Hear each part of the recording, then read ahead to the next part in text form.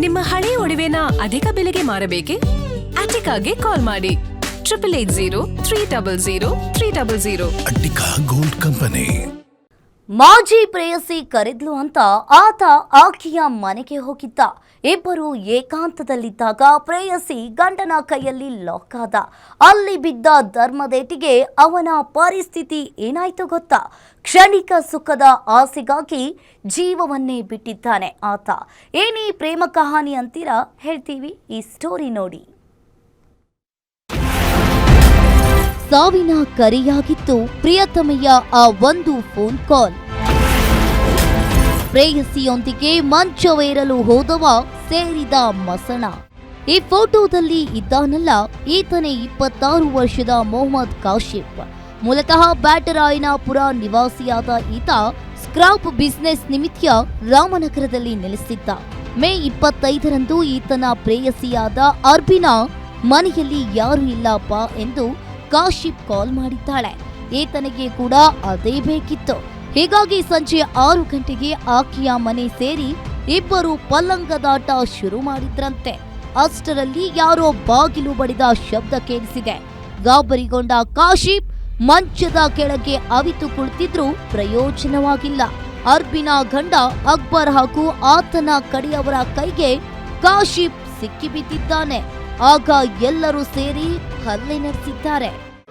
ದಿನಾಂಕ 25/5/2026ರಂದು ಬ್ಯಾಟರಾಯನಪುರ ಪೊಲೀಸ್ ಠಾಣೆ ವ್ಯಾಪ್ತಿಯ ಶಮಣ್ಣ ಗಾರ್ಡನ್ ಬಳಿ ಇರುವಂಥ ಒಂದು ನಿವಾಸದಲ್ಲಿ ಸಂಜೆ ಸುಮಾರು 6 ಗಂಟೆಗೆ ಒಬ್ಬ ವ್ಯಕ್ತಿಯ ಮೇಲೆ ಹಲ್ಲೆ ನಡೆದಿರೋದಾಗಿ ನಮಗೆ 26ನೇ ತಾರೀಕು ಒಂದು MLC ಹಾಗೂ ದೂರು ಬರುತ್ತೆ. ಈ ದೂರಿನ ಸಾರಾಂಶ ಹಾಗೂ ಅದರ ವಿವರವಾಗಿ ನಾವು ತಿಳ್ಕೊಂಡಾಗ ನಮಗೆ ತಿಳಿಯುವಂಥ ಮಾಹಿತಿ ಏನಂದರೆ, ಶಮಣ್ಣ ಗಾರ್ಡನಲ್ಲಿ ಒಂದು ಮನೆಯಲ್ಲಿ ವಾಸವಿರುವಂಥ ಒಬ್ಬ ಮಹಿಳೆ, ಆಕೆ ಸುಮಾರು ಒಂದು 24 ವರ್ಷ ವಯಸ್ಸಿನವಳು. ಈಕೆ ಅವರ ಗಂಡ ಕೆಲಸಕ್ಕೆ ಹೋದಂಥ ಸಂದರ್ಭದಲ್ಲಿ ಆಕೆಯ ಸ್ನೇಹಿತ ಮನೆಗೆ ಬಂದಿರ್ತಾನೆ. ಚೆನ್ನಾಗಿ ಧರ್ಮದ ಏಟು ಮತ್ತೆ ಎಂದಿಗೂ ಈ ರೀತಿ ಮನೆಗೆ ಬರುವುದಿಲ್ಲ ಎಂದು ಬಲವಂತವಾಗಿ ಮುಚ್ಚಳಿಕೆ ಪತ್ರವನ್ನ ಬರೆಸಿಕೊಂಡು ಬಿಟ್ಟು ಕಳಿಸಿದ್ದಾರೆ. ಆದರೆ ಮಳೆ ನಿಂತರೂ ಮಳೆಯ ಹನಿ ನಿಲ್ಲಲ್ಲ ಎಂಬ ಮಾತಿನಂತೆ ಅವರು ನೀಡಿದ ಆ ಭೀಕರ ಏಟಿನ ನೋವು ಕಾಶಿಫ್ನನ್ನ ಆಸ್ಪತ್ರೆ ಸೇರುವಂತೆ ಮಾಡಿತ್ತು.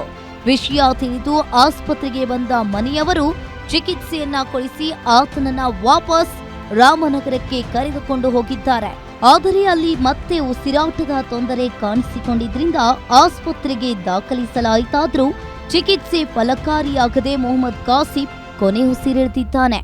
ಈ ಕೇಸಿನಲ್ಲಿ ಫಿರ್ಯಾದಿದಾರರು ಆ ಮಹಿಳೆ ಮತ್ತು ಮಹಿಳೆಯ ಗಂಡ ಮತ್ತು ಆಕೆಯ ಸಂಬಂಧಿಕರ 3 ಜನದ ಹೆಸರನ್ನು ನಮೂದಿಸಿ ದೂರನ್ನು ಕೊಟ್ಟ ಮೇರೆಗೆ ನಾವು ಇದುವರೆಗೂ 4 ಜನ ಆರೋಪಿಗಳನ್ನು ಬಂಧನ ಮಾಡಿದ್ದೇವೆ. ವಿಚಾರಣೆ ಮುಂದುವರೆದಿದೆ. ಇನ್ನೂ ಯಾರಾದರೂ ಈ ಸಂಬಂಧ ಮತ್ತು ಈ ಘಟನೆಯಲ್ಲಿ ಪಾಲ್ಗೊಂಡಿದ್ದರೆ ಅವರ ಮೇಲೆ ಕೂಡ ನಾವು ಕಾನೂನಿನ ಕ್ರಮ ಜರುಗಿಸ್ತೀವಿ. ಹೌದು, ಮಹಿಳೆಗೆ ಮತ್ತು ಅವರ ಗಂಡ ಮತ್ತು ಆ ಗಂಡನ ತಮ್ಮ ಇಬ್ಬರಷ್ಟಾಗಿದೆ. ಅಂದರೆ ಬ್ಲಂಟ್ ಫೋರ್ಸ್ ಅಷ್ಟೇ, ಕೈಯಲ್ಲಿ ಹೊಡೆದಿದ್ದಾರೆ ಮತ್ತು ತಲೆ ಏನು ಮೆದುಳಿನ ಹಿಂಭಾಗದಲ್ಲಿ ಅವನಿಗೆ ಇಂಜುರೀಸ್ ಇತ್ತು. ಇದೆಲ್ಲ ಆದಮೇಲೂ ಕೂಡ ಅವನ ಹತ್ರ ಕೂತು ಮಾತಾಡಿ ಅವನ ಹತ್ರ ಮುಚ್ಚಳಿಕೆಯನ್ನು ಬರೆಸ್ಕೊಂಡು ಹಿಂದೆ ಕಳಿಸಿರ್ತಾರೆ. ಈ ಹಲ್ಲೆ ಮತ್ತು ಸಾವಿನ ಪ್ರಕರಣಕ್ಕೆ ಸಂಬಂಧಿಸಿದಂತೆ ಪ್ರೇಯಸಿ ಅರ್ಬಿನಾ ಹಾಗೂ ಆಕೆಯ ಗಂಡ ಅಕ್ಬರ್ ಸೇರಿದಂತೆ ಒಟ್ಟು 5 ಮೇಲೆ ಈಗ ಬ್ಯಾಟರಾಯನಪುರ ಠಾಣೆಯಲ್ಲಿ FIR ದಾಖಲಾಗಿದೆ.